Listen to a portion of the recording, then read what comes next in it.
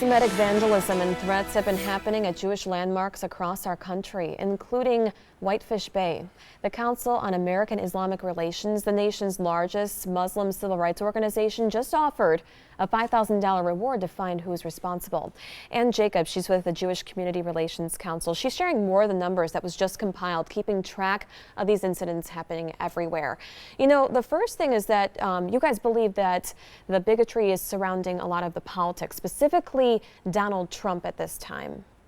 We've seen a lot of rhetoric coming out of the political race that ended in November that validated or condoned express anti-Semitic language and actions, and that seems to have really translated into a huge surge in what we've seen as anti-Semitic incidents. And you guys say that you have a rise in harassment complaints. That's what you've compiled in your report.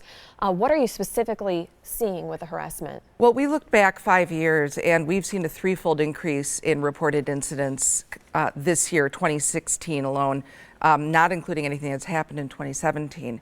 In terms of harassment, it ranges from things in schools to children from their peers, people on the street being yelled at and subjected to harassment, online attacks and comments, and the embracing of stereotypes and other things that we've seen also in the media. And you guys talk about outright anti-Semitic slurs. Is that happening online or in person? Yes, people are getting catcalled out of cars with things like "kill the Jews" and the like, and it's astonishing how blatant some of it is, especially in the schools, which is frightening. That doesn't come out of nowhere, right? When we see it in middle schools, when we see it in high schools, those sort of language isn't coming out of nowhere. We had one child who was given a Hanukkah card with a swastika and a Hitler drawing on it. It is astonishing at how blatant it is. You were saying that the swastika, what this means. Can you talk about that? The swastika, we've seen a huge uprising in just swastika as graffiti, and it's more than just graffiti. The power of the swastika comes from its representation of the destruction of, or the attempted destruction of, the European Jewish community by the Nazis.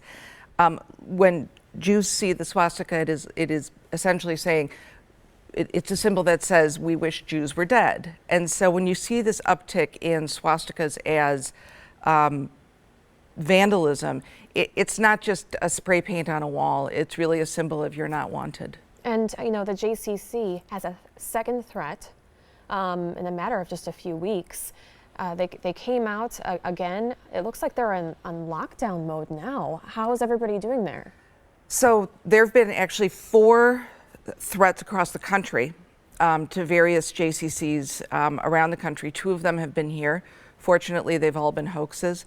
The level of security that's required to keep people safe is amazing for a place that is a gathering place. It's a social place. It's a religious place. It has all these different, it's a school.